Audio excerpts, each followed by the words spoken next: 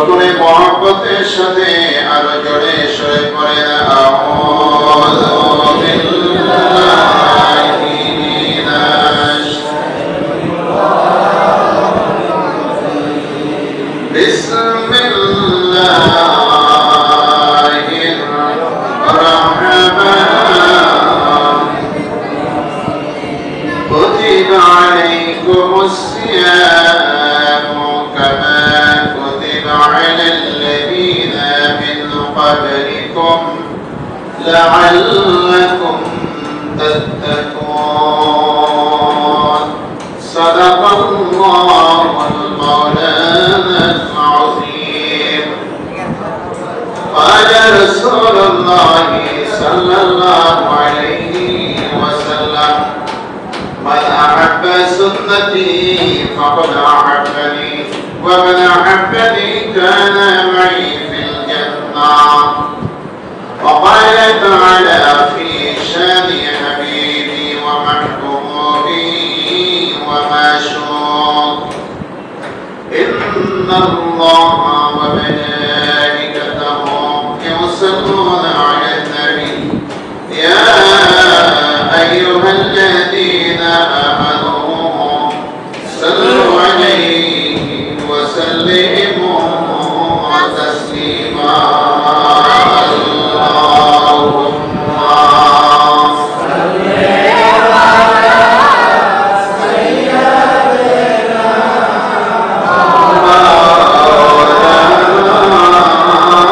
صل على سيدنا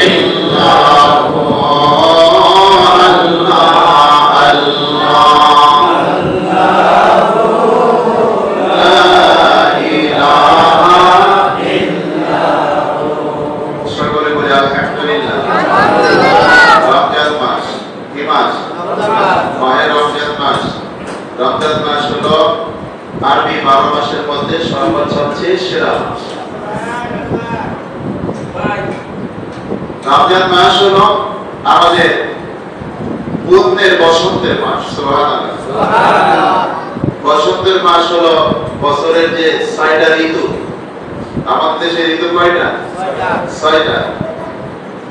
তো ফাল্গুন ও চৈত্র হলো বসন্ত ঋতু। বসন্ত মানে ফুল ফলে পরিপূর্ণ থাকে, আবহাওয়া এত সুন্দর থাকে যার কারণে এই 2 মাসকে বসন্ত বলা হয়। তো আমাদের আরবি 12 মাসের মধ্যে রমজান মাস হলো পুণ্যের বসন্ত মাস। এই রমজান মাসে এত অধিক পরিমাণে নেকি অর্জন করা যায় যা অন্য মাসে সম্ভব না হয়। এই মাসেই আল্লাহ রাব্বুল আলামিন পবিত্র কুরআনুল কারীম নাযিল করেছেন, বলে সুবহানাল্লাহ। এই মাসে একটা রজনী আমাদেরকে দিয়েছেন, যে রজনীতে এক রজনী ইবাদত করলে 1000 মাসের চেয়েও বেশি সওয়াব আল্লাহ তাআলা আমাদেরকে দান করেন। রমজান মাসের প্রথম জুমায় মহান রব্বুল আলামিন আমাদেরকে মেহেরবানি করে সুস্থ রেখে বিপদ আপদ থেকে মুক্ত রেখে মসজিদে আসার সুযোগ করে দিয়েছেন। এজন্য সেই মহান মনিবের দরবারে আমরা কোটি কোটি শুকর আদায় করি, বলি আলহামদুলিল্লাহ। আর একটু জোরে বলেন আলহামদুলিল্লাহ। মনের খুশিতে, মনের অন্তরে, অন্তঃস্থল থেকে আবারও শুকর আদায় করেন আলহামদুলিল্লাহ। সুবহানাল্লাহি ওয়া বিহামদিহি ওয়া সুবহানাল্লাহিল আযীম।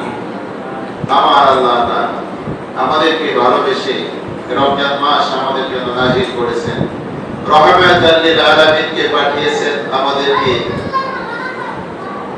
অন্ধকার জগৎ থেকে আলোর জগতে নিয়ে আসার জন্য। তাই রমজানের প্রথম জুমায় উপস্থিত সম্মানিত ওলামায়ে কেরামগণ, মসজিদের সম্মানিত সাধারণ সম্পাদক আল্লাহ সাইদুর রহমান সাহেব ভাইজান সহ দূর দূরান্ত থেকে আগত এবং অত্র এলাকার আমার প্রাণপ্রিয় আশিকান জাকেরান মুসলমান ভাইরা, সকল বয়সী, সকল শ্রেণী ও পেশা এবং সকলের প্রতি, পর্দার আড়ালের মা বোনদের প্রতি আমি সশ্রদ্ধ সালাম জানাই। আসসালামু আলাইকুম ওয়া রাহমাতুল্লাহি ওয়া বারাকাতুহু। সালাম দেওয়া কি জোরে বলেন? তোমরা কেন বলো না? সালাম দেওয়া কি সুন্নাত, জবাব দেওয়া ওয়াজিব। সালামের ওয়াজ মনে আছে তো? খালি ইমাম সাহেব দেখলে সালাম দেবেন, মাতবর দেখলে সালাম দেবেন, মেম্বার চেয়ারম্যান দেখলে সালাম দেবেন। ঘরে স্ত্রী, মা বাবা, ভাই বোনকে সালাম দেওয়ার দরকার নাই, কি বল? হ্যাঁ, দরকার আছে নি? তো বুঝলাম বাড়ি থেকে দিকে সালাম নিয়ে আসছেন, হাতে কথা করে যদি দরকারই হইতো তো দিকেই তো আসতেন। আমার প্রিয় নবীজি বলেন, মান আহাব্বা সুন্নতি ফাকাদ আহাব্বানি। এটা তো মুখস্থ ওয়াজ, অন্তত আমি করি। আমার মসজিদে যারা মুসল্লি তাদের মুখস্থ হয়ে গেছে যে মান আহাব্বা সুন্নতি ফাকাদ আহাব্বানি।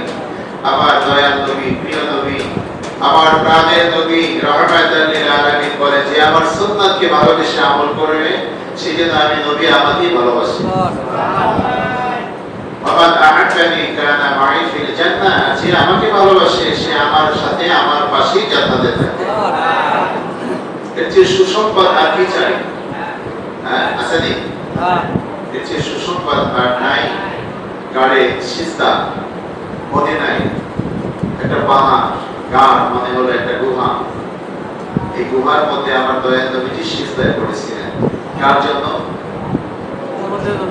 টাকা পয়সার জন্য, ধনী হওয়ার জন্য, বাদশাহী পাওয়ার জন্য? আল্লাহ তাআলা তাকে বাদশাহী দিয়ে দিয়েছেন। মদিনায় খবর হয়ে গেল আমার দয়াল নবীজি মদিনায় নাই, মসজিদে নববীতে নামাজে আসেন না, নামাজ পড়াইতে আসেন না। কোথায়? সাহাবীরা সব জায়গায় ছড়িয়ে ছিটিয়ে পড়লো, আমার দয়াল নবীজিকে খুঁজে পাওয়া যায় না। পাহাড়ে উঠে, পাহাড়ের গর্তের মধ্যে, গুহার মধ্যে আমার দয়াল নবীজি সিজদায় পড়ে উম্মতি উম্মতি বলে কাঁদে। চোখের পানিতে গুহা ভিজায় ফেলছে। সাহাবীরা খুঁজতে খুঁজতে সাহাবী গিয়ে দেখলেন আমার দয়াল নবী রাহমাতাল লিল আলামিন গাড়ে সিজদা। সেই সিজদায় গুহায় সিজদায় পড়ে উম্মতি উম্মতি বলে চোখের পানিতে সিজদা দিয়ে পাহাড়ের পাথরগুলো ভিজাইতেছে। সাহাবী ডাকতেছে, ইয়া রাসূলুল্লাহ, ইয়া হাবিবাল্লাহ, আমি আপনার সাহাবী এসেছি, মদিনায় আপনার কোনো খবর নাই রে রাসূলুল্লাহ। ইয়া হাবিবাল্লাহ, আপনি তো জানেন আপনার চেহারা না দেখলে একটা দিনও আমরা সাহাবী আমাদের ভালো লাগে না। আপনার মুখে আপনার জবানে কোরআনুল কারীমের তেলাওয়াত না শুনতে পারলে আমরা পাগল হয়ে যাই। আযানের পরে যদি আমরা মসজিদে আপনাকে না দেখি আমরা হয়রান হয়ে যাই। রাসূলুল্লাহ, মদিনার সকল মানুষ পাগল হয়ে গেছে, আপনি মাথা উঠান। দয়া নবীজি মাথা উঠায় না, ঘন্টার পর ঘন্টা চলে যাইতেছে, নবীজি মাথা উঠায় না। অনেকক্ষণ পর মাথা উঠাইয়া বলতেছে, আমার সাহাবী তুমি কেন এসেছো? বলছে, ইয়া রাসূলুল্লাহ, ইয়া হাবিবাল্লাহ, মসজিদে নববীতে আপনাকে পাই না, হুজরা শরীফে আপনাকে দেখি না, সমস্ত সাহাবায়ে কেরাম এমনকি দুধের বাচ্চা পর্যন্ত আপনাকে না দেখে পাগল করা হয়ে গেছে। আমার দয়াল নবী ডাক দিয়ে বলেন, আমার সাহাবী, আমি সিজদায় পড়েছিলাম আমার গুনাহগার উম্মতের জন্য, আমার গুনাহগার উম্মতেরা গরীব, পেটে ভাত নাই, পরনে ভালো কাপড় নাই, তারা আমার মহান রব্বুল আলামিনের ইবাদত ঠিকমতো করতে পারে না। আমার আল্লাহ তাআলা যদি গুনাহ ধরে তাকে আসামি বানাইয়া জাহান্নামে দিয়ে দেয়, আমি নবী সইতে পারবো না। ও আমার সাহাবী, আমি সিজদায় পড়লাম, সিজদায় পড়ার পরে আমি উম্মতের জন্য কাঁদতেছিলাম। জিবরাইল আলাইহিস সালাম এসে আমার আল্লাহ তাআলার পক্ষ থেকে আমাকে সালাম জানাইয়া বলতেছে, ইয়া রাসূলুল্লাহ, ইয়া হাবিবাল্লাহ, আপনি কি চান? কিসের জন্য আপনি সিজদায় পড়ে আছেন? আমি বললাম, ও জিবরাইল, আমার আল্লাহ তো ভালো জানেন আমার উম্মত ছাড়া আমি বাঁচি না।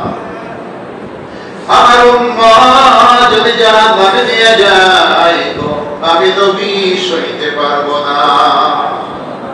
তুমি আমার আল্লাহকে বলো আমার গুনাহগার উম্মতকে যেন মাফ করে দেয়। জিবরাইল চলে গেল, আমার আল্লাহ তাআলার পক্ষ থেকে আমার সংবাদ নিয়ে আসলো, আমাকে সালাম জানাইলো যে আল্লাহ তাআলা আপনাকে সালাম জানিয়েছেন আর খবর পাঠাইছেন, ইয়া রাসূলুল্লাহ, ইয়া হাবিবাল্লাহ, আপনি এখন মাথা তোলেন। আমার নবীজি বলেন, আমি না শোনা পর্যন্ত মাথা তুলবো না। বলছে, আপনার উম্মতের ব্যাপারে আল্লাহ তাআলা আপনাকে অপমানিত করবেন না। আমার দয়ার নবী বিনে দয়াপন বলতে কেন নাই জগতে, বলেন আমার দয়ার নবী বিনে দয়াপন বলতে কেউ নাই জগতে, যারা তোমার অতি দয়াপন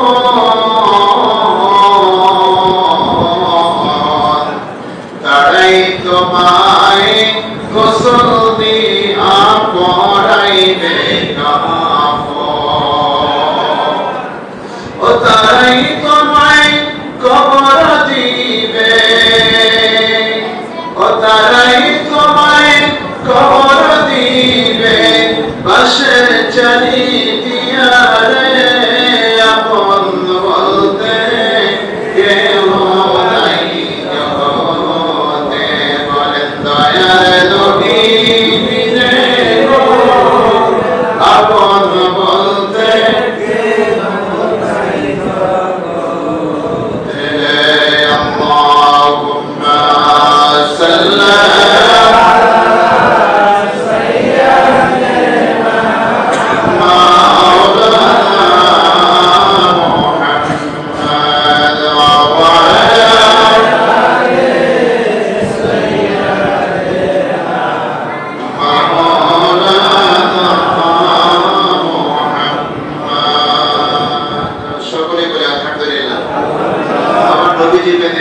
নবীজির মতো আপনার কেউ আছেনি?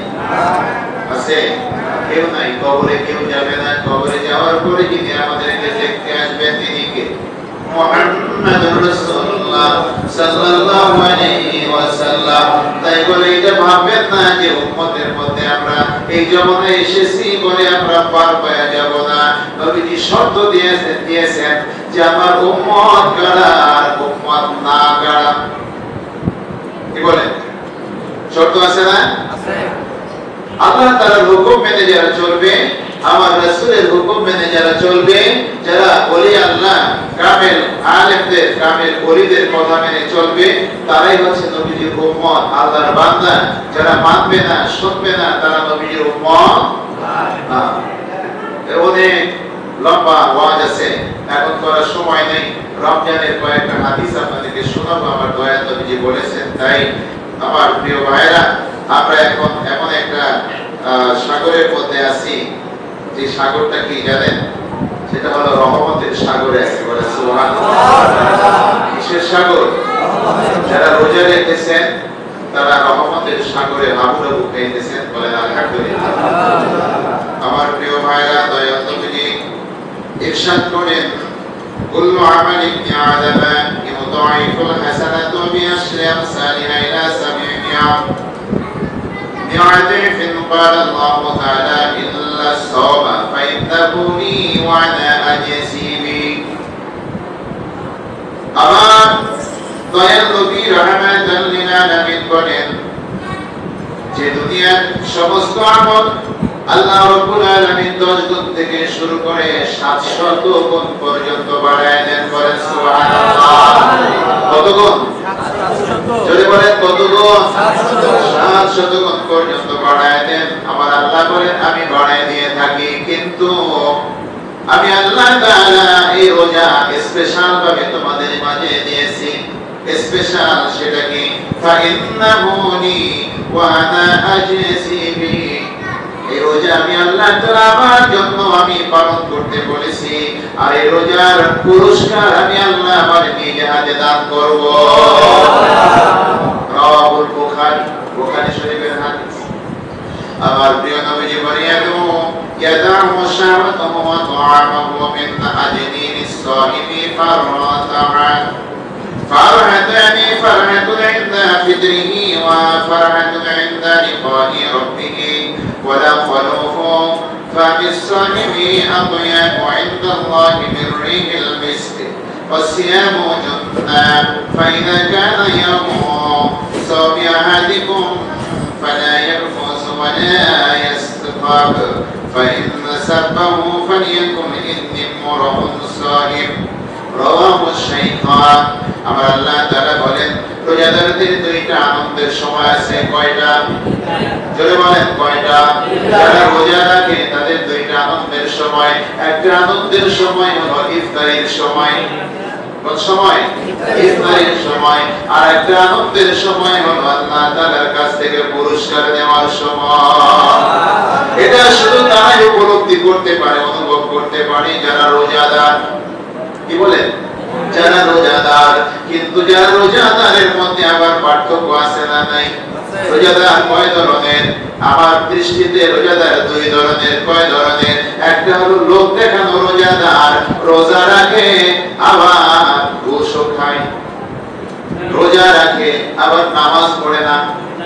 রোজা রাখে মুখের ভাষা, অশ্লীল ভাষা ছাড়ে না। রোজা রাখে গান বাজনা শোনা ছাড়ে না। রোজা রাখে বাজে কথা ছাড়ে না। রোজা রাখে মানুষের কিমাত করা বাদ দেয় না। আছে না এরকম রোজাদার? এরা আসলে রোজাদার না। আমার আল্লাহ রাব্বুল আলামিন বলেন এদেরকে রোজাদার বলা হয় না। রোজাদার হলো সুবহ সাদিক থেকে সূর্যাস্ত ইফতার পর্যন্ত কামাচার সহ আল্লাহ তাআলার হুকুম যারা পরিপূর্ণভাবে মেনে চলে তাদেরকে বলা হয় রোজাদার। কিন্তু যারা রোজা রেখে না খেয়ে থাকে, কি কোনো গুনাহ থেকে তারা বাঁচে না, গুনাহ থেকে নিজেকে বিরত রাখে না, আমার আল্লাহ বলে এই ধরনের না খেয়ে থাকা আমি আল্লাহ আমার কাছে কোনো মূল্য নাই। কি বলেন? আমার কথা বুঝতে পারছেন? আর এক নাম্বার রোজাদার হলো কারা? যারা রোজা রাখে আমার আল্লাহ আল্লাহ রাসূলের একটা কথা বাদ দেয় না। যা আদেশ আছে আদেশগুলো পালন করে, যা নিষেধ আছে সেগুলো বর্জন করে চলে। রোজা রেখে মিথ্যা কথা বলে না। রোজা রেখে ওজনে কম দেয় না। রোজা রেখে মানুষের বিপদ করে না। রোজা রেখে মুনাফিকি করে না। রোজা রেখে মানুষের উপরে জুলুম করে না। রোজা রেখে বলে না যে তাড়াতাড়ি ঘুষের টাকা দিলে দাও, আসরের নামাজের সময় হয়ে গেছে, নামাজে যাব। রোজা রেখে তারা মানুষের মধ্যে ফিতনা ছড়ায় না, রোজা রেখে তারা কখনো গুনাহের মধ্যে যায় না, রোজা রেখে তারা কান বাজনা থেকে কান দেয় না, রোজা রেখে চক্ষুকে তারা তাদের হেফাজতে রাখে, কোন বেগানা বেপরদা নারীদের দিকে চোখ পড়লে সাথে সাথে চোখটা ঘুরায় নেয়। এভাবে যারা রোজা রাখে আমার আল্লাহ বলেন আমি আল্লাহ তাআলা তাদের জন্য খুশি হয়ে যাই, তাদের মুখের সুগন্ধিটা, তাদের মুখের যে দুর্গন্ধ সেটা আমি আল্লাহ আমার কাছে বেশ কম করে যে বেশি সুঘ্রাণ হয়ে যায়। আমিসাইমি আতয়াবু ইনদাল্লাহি মির রিহিল মিসক, ওই সমস্ত রোজাদারের মুখের দুর্গন্ধ আমি আল্লাহ মৃগ নবীর চেয়ে কস্তুরীর চেয়ে বেশি সুগন্ধি লাগে। বলেন সুবহানাল্লাহ। তার রোজাদার কয় ধরনের? দুই ধরনের। আমরা কোন রোজাদার হব? কথা বলেন। যারা গীবত করে, মানুষের গুনাহ করে, যারা যাদের মধ্যে অহংকার আছে, হিংসা আছে, এদের মুখ থেকে অনবরত দুর্গন্ধ ঝরতে থাকে, সে না খায় থাকুক আর খাইয়া থাকুক। আর যারা রোজাদার প্রকৃত, তাদের মুখ থেকে কি হয়?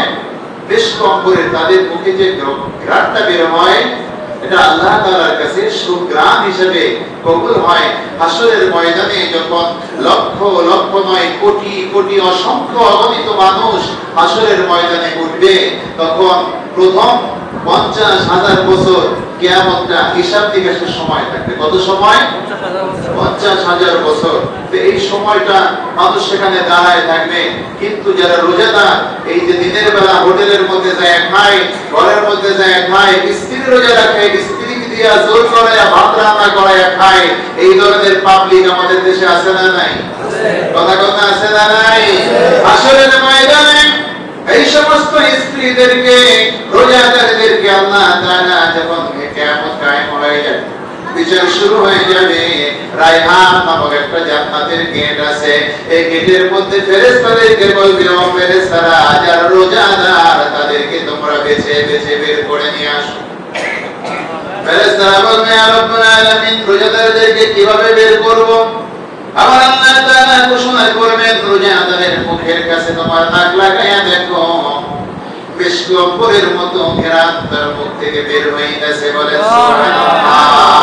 ওই বিষ্কম্বরের সুঘ্রাণ গুলো শুকে শুকে এই রায়হান নামক জান্নাতের গেটের মধ্যে ঢুকাইয়া দাও। জান্নাতের মধ্যে ঢুকাইয়া দেবে।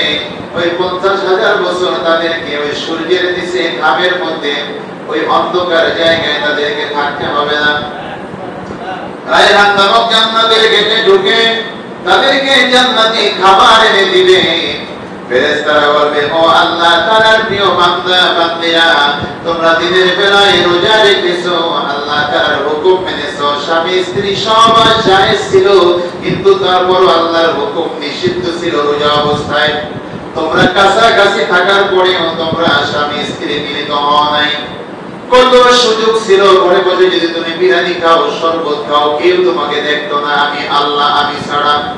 কিন্তু তোমরা শরবত খাও নাই, পানাহার করো নাই, আমি আল্লাহ আমাকে বিশ্বাস করে, আমাকে ভালোবেসে আমার হুকুম পালন করেছো।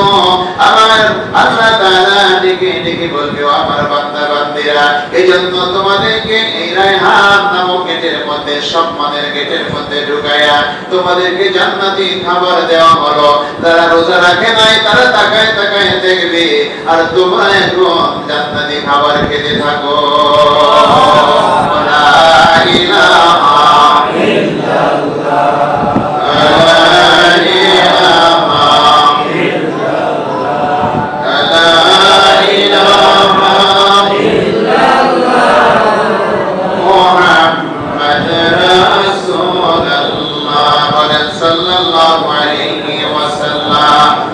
আমরা কি রায়হান নামক জান্নাতে ঢুকতে চাই কি চাই না? কারা কারা চান? হাত তুলে দেখান। নারায়ে তাকবীর, নারায়ে তাকবীর, নারায়ে রিসালাত, নারায়ে রিসালাত।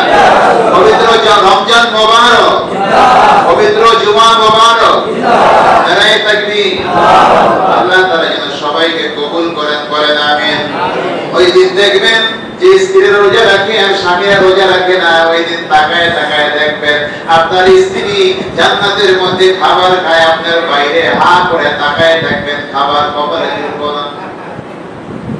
ঘামের মধ্যে হাবুডুবু খাবেন, সূর্যটা মাথার উপরে থাকবে। কাদের জন্য? যারা রোজা রাখে না, নামাজ পড়ে না, আমার নবীজিকে ভালোবাসে না তাদের জন্য। যারা আমার আল্লাহ তাআলার হুকুম মেনে চলে, আমার রাসূলকে ভালোবেসে তার হুকুমগুলো মেনে চলে, তাদের মাথার উপরে সূর্য থাকবে না, তাদের মাথার উপরে থাকবে আল্লাহ তাআলার আরশের ছায়া। বুঝলেন? দুইটা আইন দুই ধরনের লোকদের জন্য। জেলখানা কাদের জন্য? অপরাধীদের জন্য। আবার এই জেলখানা, জেল সুপারের যে রুম, এটা এসি দেওয়া, ওটা তো জেলখানার মধ্যে। কিন্তু জেল সুপার, সহকারী সুপার যারা, তাদের রুমের মধ্যে কি আছে? এসি আছে। আর যারা জেলখানার কয়েদি, হাজতি, তাদের মধ্যে কি এসি আছে? নেই। তারা থাকে গরমে, কষ্টে। তা হাসরের ময়দানে আমরা হব ভিআইপি, যারা আমার নবীজিকে ভালোবাসি। ঠিক কিনা বলেন? যারা এই কষ্টের মধ্যে রোজা রাখি, তারা হব ভিআইপি। আমরা থাকবো আল্লাহ তাআলার আরশের ছায়ার নিচে। আর যারা আল্লাহর হুকুম মানে নাই, তারা কি অপরাধী নাকি নেককার? তারা হলো অপরাধী।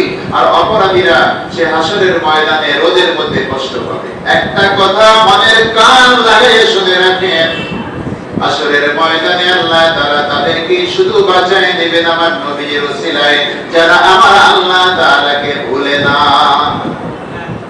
যারা আল্লাহ তাআলাকে ভুলে যায়, তাদেরকে আল্লাহও ভুলে যাবেন। আল্লাহ বলবেন, তোরা আমাকে ভুলে গেছিলি, আমার নবীর কথা শোনা নাই, আলেমদের কথা শোনা নাই, কোরআন পড়ো নাই, হাদিস পড়ো নাই। আমি যে কত নিয়ামত দিয়েছি, নিয়ামতের কথা মনে করে কখনো শুকরিয়া আদায় করো নাই, আমাকে একটা সিজদাও দেও নাই। আমার আল্লাহ বলবেন, আজকে আমি তোদেরকে ভুলে গেলাম। যা জাহান্নামে যা, খালিদিনা ফিহা, অনন্তকাল পর্যন্ত জাহান্নামে জ্বলতে থাক। অপরাধীদেরকে জাহান্নামে দেওয়ার পরে জাহান্নাম ডাক দিয়ে বলবে, আল্লাহ রে, এই যে তুমি অপরাধীদেরকে আমাকে দিয়েছো খাবার হিসাবে, আর পাথর দিয়েছো, আমি জাহান্নাম, আমার পেট ভরে নাই, আমার পেট ভরাবা কি দিয়া? তাড়াতাড়ি দাও। হাদিস শরীফে আসছে, শেষ পর্যন্ত আল্লাহ তাআলার কুদরতি পাওটা জাহান্নামের আগুনের মধ্যে ঢুকায় দিবে। এত তেজস্বী করে আল্লাহ তাআলা জাহান্নাম বানায় রাখছেন। মনে রাখবেন, সেই জাহান্নামে কারা যাবে? যারা আমার আল্লাহ তাআলার হুকুম মানে না। এই আসমান কে বানাইছে? আল্লাহ। কথা বলেন, কে বানাইছে? আল্লাহ। এই আসমান কি ছোট না বড়? কয় মিটার, কয় ফিট, কোন হিসাব আছে নি? কথা বলেন, হিসাব আছে? একটা ছোট্ট, একটা বেশি না। আপনি একটা পাখা, একটা ঘুরটি, আপনি বিনা খুঁটিতে একটু কাগজটা করে রাখে দেন না, পারবেন নি? একটা ঘরের ছাদ, ঘরের চাল উঁচু করে রাখা সম্ভব? সম্ভব না। এই যে আল্লাহ তাআলার কুদরত, এগুলো আমরা কখনো চিন্তা করি? কথা বলেন, চিন্তা করি? চিন্তা করি না। চায়ের দোকানে বৈশা কার ছেলে কি করছে, কার মেয়ে কি করছে, কার বউ কি করছে, দুনিয়ার রাজনীতি, অথচ একটা ভোট দেওয়া ছাড়া তার কোনো যোগ্যতা নাই। দুনিয়ার বাজে কথা বলে সময়গুলো নষ্ট করতেছেন। মনে করবেন কবরে যাওয়ার পর থেকে আপনার এই হিসাব নিকাশ শুরু হয়ে যাবে। তখন আফসোস করবেন, কেন আমি মানুষের বিবাদ করেছি। আমার মুর্শিদকে বাজান বলছে, বাবা, যতক্ষণ মানুষের বিবাদ করবেন ততক্ষণ আমার আল্লাহর নাম নেন। সুবহানাল্লাহ। আমার মুর্শিদকে বাজান জীবনে কোনোদিন কোনো মানুষের বিবাদ করেন নাই। শুধু আল্লাহ তাআলার কথা, আল্লাহ রাসূলের কথা, আহলে বাইতের কথা, ওলি আল্লাহর কথা, আমার রাসূলের প্রেমের কথা ছাড়া কোনো কথা তার মুখে ছিল না। তাই কিমান করবেন, এতে আপনার কি হবে? আপনার আমলনামার গুনাহগুলো, আপনার আমলনামার সওয়াব, যার গীবত করবেন তার আমলনামায় যাবে, আর যার গীবত করবেন তার গুনাহ আপনার আমলনামায় আসবে। এখন আপনি ভাবেন যে আপনার সওয়াবগুলো কি মানুষের দিবেন? যদি দিতে মনে চায় আপনি গীবত করেন, সমস্যা নেই। আমার আল্লাহ তাআলা বলেন, আসসিয়ামু জান্নাহ, রোজা হলো জাহান্নামের ঢাল স্বরূপ। যে জাহান্নামের কথা বললাম, ছোট্ট একটা বর্ণ দিলাম, জাহান্নামের যে আযাব তার যারা পরিমাণ বর্ণ দিতে পারি নাই। আমার আল্লাহ বলেন, আসসিয়ামু জান্নাহ, এই রোজা হলো ওই জাহান্নাম থেকে ঢাল স্বরূপ। এটা আবার কেমন ঢাল দিয়ে তো মানুষ যুদ্ধ করে না, আঘাত প্রতিহত করে। আবার আল্লাহ বলেন এই যে রোজা হলো জাহান্নামের ঢাল, রোজা রেখে যদি তুমি আমার ইবাদত করো, আমার কাছে ক্ষমা চাও, আমি আল্লাহ তোমার গুনাহগুলো ক্ষমা করে দেব। আর গুনাহ যদি ক্ষমা হয়ে যায় জাহান্নামে ঢোকা লাগবে না। কথা বলে জাহান্নামে যাইতে হবে, এটাই তো ঢাল। ঢাল মানে যে হাতে নিয়ে যুদ্ধ করা লাগবে এই ঢাল না, এটা হলো একটা কথার উদাহরণ। এটা কি উদাহরণ? আমার প্রিয় ভাইরা, আমার প্রিয় নবীজি বলতেছেন মানা সাল্লাল্লাহু আলাইহি ওয়াসাল্লাম লিকুল্লি শাইইন যাকাতু ওয়া যাকাতুল জাসাদি আস-সাওম, রাওয়াহু ইবনে মাজাহ। প্রত্যেকটা জিনিসের একটা যাকাত আছে, আছে না? আমরা টাকা পয়সার যাকাত দেই না? যাকাত দেই। আমার আল্লাহ বলেন তোমার শরীরের যাকাত হলো রোজা। রোজার উপকারিতা যদি ওয়াজ করি 10 ঘন্টায় শেষ হবে না। সর্বশেষ কথাটা বলে রাখি, রোজা এমনই একটা, আমি চিকিৎসা বিজ্ঞান দিয়ে বলতেছি, গ্যাস্ট্রিক, শরীর ব্যথা, মাথায় ব্যথা, পেটে ব্যথা, খেসায় ব্যথা, ঘাড়ে ব্যথা, বুকে ব্যথা, কোমরে ব্যথা, ডায়াবেটিস, তারপর আর কি আছে, গ্যাস্ট্রিক আলসার এবং ক্যান্সার পর্যন্ত রোজা রাখলে ভালো হয়। সুবহানাল্লাহ। কিসে ভালো হয়? ওই রোজা রাখলে ভালো হয়। জাপানি একজন বিজ্ঞানী গবেষণা করলেন রোজা নিয়ে এবং চিকিৎসা নিয়ে। গবেষণা করতে করতে দেখলেন রোজা রাখলে ক্যান্সার পর্যন্ত ভালো হয়ে যায়। বলেন সুবহানাল্লাহ। আফ্রিকায় বেটার এই চিকিৎসা বিজ্ঞানের এই গবেষণা দেখে তাকে নোবেল পুরস্কার দিয়েছিলেন। রোজা রাখলে ক্যান্সার ভালো হয়। তা বলবেন যে হুজুর রোজা রাখলে তো পেটে ব্যথাই ভালো হয় না, গ্যাস্ট্রিকের জ্বালায় রোজাই রাখতে পারি না। তার মানে হলো আপনি সুন্নতি খাবারে সুন্নাত আমল করেন না। আপনি সারাদিন রোজা রাখেন, সন্ধ্যার পরে এক গামলা নিয়ে বসেন, ছোলা ভাজা পেঁয়াজু, তারপরে যে শুকনা মরিচ, বিভিন্ন ধরনের খাবার নিয়ে এক গামলা নিয়ে আপনি বসবেন। আপনি খাইয়া পেট বলতে পারেন না, তারাবি নামাজ পড়তে আপনার কষ্ট হয়, এর নাম তো খাওয়া না। আমার দয়াল নবীজি বলেন খাবার হলো 3 ভাগে খাইতে হবে। পেটকে 3 ভাগ করে, কয় ভাগ? জোরে কর না। ভাই কইলে তো খাবার আটকে রাখতেছিলেন, খাইয়ে না আপনার খুশি। আপনি খাইলে পরিমাণ মতো খাইলে সুস্থ থাকবেন, অপরিমিত খাইলে আপনি অসুস্থ হবেন। তাতে আবার কি, বলতে তো টাকা লাগতেছে না। পেটকে কয় ভাগ করতে হবে? জোরে বলেন না, কয় ভাগ? এক ভাগ হলো খাবার, হালাল খাবার। 2 নম্বর হলো, দ্বিতীয় ভাগ হলো পানি অথবা শরবত, আর তৃতীয় ভাগ খালি। চিন্তা করবেন যে আমি সারাদিন রোজা রাখছি, খাবো না, এমন খাওয়া খাইবেন যে গ্যাস্ট্রিক আরো বাড়বে, এর নাম তো খাওয়া না। আপনি খাইবেন নবীজির সুন্নাত অনুযায়ী। আল্লাহ তাআলা বলেন কুলু ওয়াশরাবু, তুমি খাও এবং পান করো, ক্ষুধা লাগলে খাওয়া এবং পান করাও ফরজ। সুবহানাল্লাহ।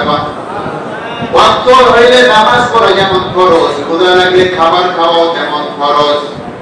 আপনার যদি ক্ষুধা লাগে, পেটের মধ্যে শোষো করে, এত ক্ষুধা লাগছে, আপনি নামাজে দাঁড়াইলে নামাজ সহিভাবে হবে না। আবার দয়াল নবীজি বলেন তোমার জামাতে নামাজ পড়ার দরকার নাই, যদি অতিরিক্ত ক্ষুধা লাগে আগে খাও, খাওয়া শেষ করে তারপর জামাতে দাঁড়াও।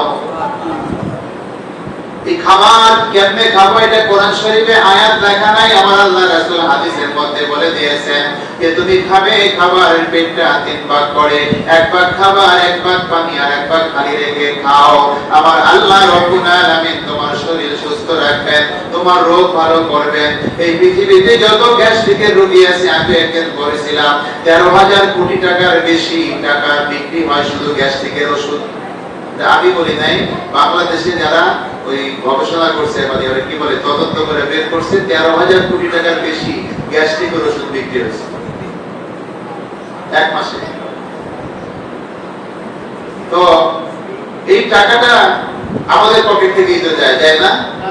কেন যায়? আমরা সুন্নতের আমল করি না, সুন্নত অনুযায়ী চলি না। আমাদের বিপদ আপদ যা ঝামেলা সবকিছু কমে যাবে। আপনি কোনো বিপদে পড়বেন না, আপনি অসুস্থ হবেন না। ছোটখাটো অসুস্থ এটা আল্লাহ দিবে পরীক্ষা করার জন্য, বড় ধরনের অসুখ আপনার হবে না যদি এখন থেকেও যদি আমার নবীজির সুন্নতের আমল করতে পারেন। যত বিপদ আছে আপনার আর আমার, এটা আমাদের নিজের কামাই করা, এটা কোরআন শরীফের কথা। আমার কথা না, রাগ করেন না, রাগ করে কোনো লাভ নেই। আল্লাহ বলেন তোমাদের যত বিপদ আপদ জলে এবং স্থলে আসে এটা তোমাদের দুই হাতের কামাই। তাই মনে রাখবেন, আমরা এখনো যদি আমার নবীর সুন্নাতের আমল করে চলি, তাহলে আমার নবীজিকে ভালোবাসা হবে, আমার নবীজির সাথে জান্নাতে থাকতে পারবো, দুনিয়ায় শান্তি হবে, আখিরাতেও শান্তিতে থাকতে পারবো।